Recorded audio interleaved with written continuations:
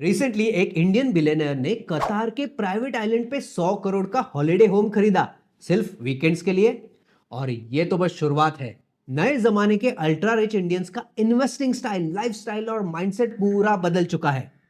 तो आज बात करेंगे कैसे एक 40 साल का अल्ट्रा एचएनआई इन्वेस्ट करता है, कैसे एक टेक स्टार्टअप के फाउंडर इन्वेस्टमेंट की सोच रखते हैं और कैसे बॉलीवुड के स्टार्स इन्वेस्ट कर रहे हैं, वो भी फॉरेन कंट्रीज में। तो अगर आप एक बिजनेस ओनर हो या नया नया पैसा कमा रहे हो तो ये वीडियो दिखाएगा कि नए करोड़पति अपनी वेल्थ कैसे मैनेज करते हैं और कैसे आप उनसे सीख के आगे निकल जा सकते हो। तो चलो आज का स्वैग टॉक शुरू करते हैं। इंडिया के ना अल्ट्रा रिच लोग अब बहुत रैपिडली चेंज हो रहे हैं। सिर्फ उनका स्पेंडिंग या इन्वेस्टिंग पैटर्न नहीं, बल्कि उनकी एज और माइंडसेट भी बदल रहा है। पास कुछ सालों में ना अल्ट्रा एचएनआईज का डेमोग्राफिक काफी डिफरेंट हो गया है। आज अराउंड 20-30% इंडियन अल्ट्रा एचएनआईज का एज 40 से नीचे है, जो 10 साल पहले ऑलमोस्ट इम्पॉसिबल था।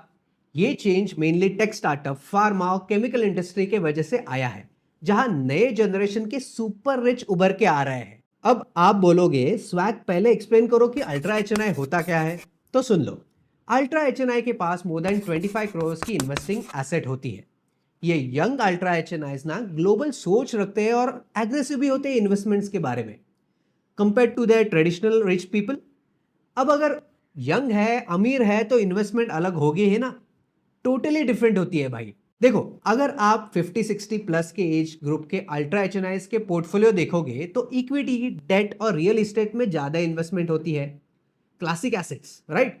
लेकिन जो 30-40 इयर्स के अल्ट्रा एचएनआईज होते हैं उनके पोर्टफोलियो ज्यादा डाइवर्सिफाइड होते हैं, जिसमें alternate assets, global investment, startup shares, NFTs, cryptos और क्रिप्टो करेंसी भी है। अब देखो, ये तो पता चल गया है कि अल्ट्रा एचएनआईज ट्रेडिशनल अप्रोच नहीं यूज करते अपना इन्वेस्टमेंट करने के लिए। तो जब मैंने और मेरे टीम ने रिसर्च की तो पता चला कि अल्ट्रा एचएनआईज को ग्लोबल रियल एस्टेट का नया सीक्रेट समझ आ गया है। तो सबसे पहले बात करते हैं अल्टरनेट इन्वेस्टमेंट्स की, जो ग्रोइंग पॉपुलैरिटी है। Gold, private equity, unlisted shares, structured debts, REITs, crypto currencies, NFTs, ये सब अल्टरनेट इन्वेस्टमेंट्स अब काफी पॉपुलर हो रहे हैं। ग्लोबल लेवल पे ना ऑलमोस्ट 45% अल्ट्रा एचएनआईज की वेल्थ अल्टरनेट एसेट्स में है, लेकिन इंडिया में ये सिर्फ 18-20% है। अब गोल्ड को स्पेशली अनसर्टेन टाइम्स के लिए स्ट्रैटेजिक इन्वेस्टमेंट की तरह माना गया है, जैसे पैंडेमिक या ग्लोबल इन्फ्लेशन के टाइम। 2024 और 25 में गोल्ड प्राइसेस रिकॉर्ड हाई चली गई due to geopolitical tensions and inflation की वजह से। अल्ट्रा एचएनआईज अपने पोर्टफोलियो का 3-7% गोल्ड में रखते हैं, ताकि जब मार्केट अनसर्टन हो तो गोल्ड से भी कमा सके। अब जब ट्रेडिशनल इन्वेस्टमेंट ऑप्शंस की बात हो रही है तो न्यू इन्वेस्टमेंट्स के बारे में भी बात कर लेते हैं। डिजिटल एसेट्स, एनएफटीज का ट्रेंड जो है भाई, वर्चुअल डिजिटल एसेट्स जैसे कि क्रिप्टो अब 23% अल्ट्रा एचएनआईज के पोर्टफोलियो में है। एनएफटीज भी ब्लॉकचेन करेंसीज से ज्यादा पॉपुलर हो रहे हैं। लगभग 1 in 4 सुपर रिच प्लान कर रहे हैं कि एनएफटीज में इन्वेस्टमेंट कर सके।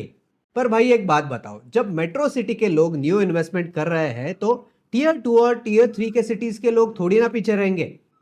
इंडिया के स्मॉलर सिटीज में भी ये नया ट्रेंड आ रहा है। वहां के अल्ट्रा रिच लोग अपनी फिक्स एसेट जैसे लैंड या फैक्ट्रीज बेच के फाइनेंशियल एसेट्स में इन्वेस्टमेंट कर रहे हैं।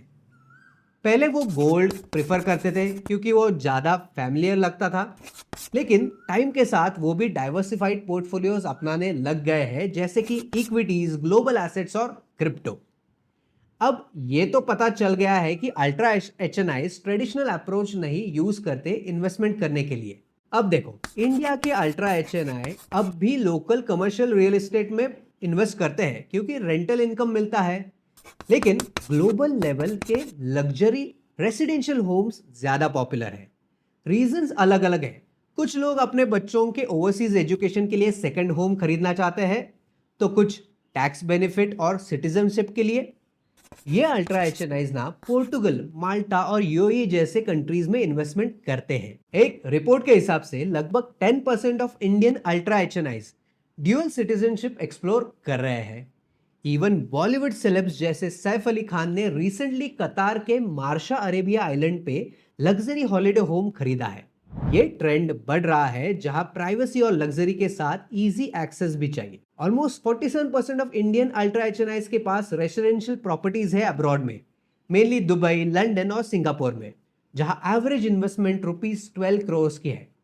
कमर्शियल रियल एस्टेट में भी 35% अल्ट्रा एचएनआईज इन्वेस्ट कर रहे हैं, स्पेशली नॉर्थ अमेरिका और यूरोप में, जहां लीजिंग कंडीशंस बेटर है और रिटर्न्स ज्यादा आते हैं। तो अगर आपके पास 12-15 करोड़ है तो आप भी फॉरेन कंट्रीज में रेसिडेंशियल प्रॉपर्टी खरीद सकते हो। अब जब अल्ट्रा एचएनआईज की बात हो रही है तो टेक और स्टार्टअप वाले कैसे पीछे रहे, राइट? नए टेक फाउंडर्स को कमर्शियल रियल एस्टेट में डायरेक्ट मैनेजमेंट पसंद नहीं, तो वो रीट्स के थ्रू इन्वेस्ट करते हैं।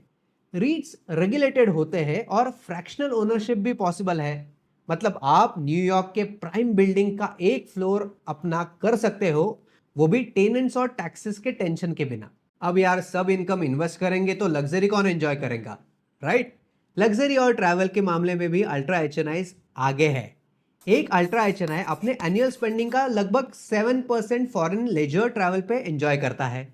60% नए एंटरप्रेन्योर्स इसको इसेंशियल स्पेंड मानते हैं। हाँ हाँ भाई, एक यूरोप वाली ट्रिप तो होनी ही चाहिए, right? Average ₹6 crore annual luxury vacations पे जाता है, जिसमें private islands, under water hotels, Michelin star diners, VIP sporting events और स्पेस टूरिज्म तक शामिल है।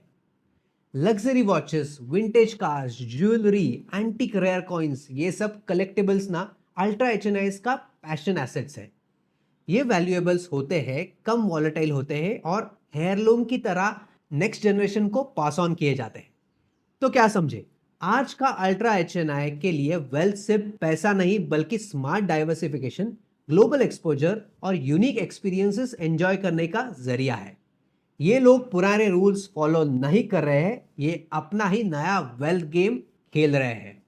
तो ऐसे ही डीप डाउन रिसर्च के लिए फॉलो करना फाइनेंस बाय स्वैग, और मैं मिलता हूं तुम्हें नेक्स्ट वीडियो में।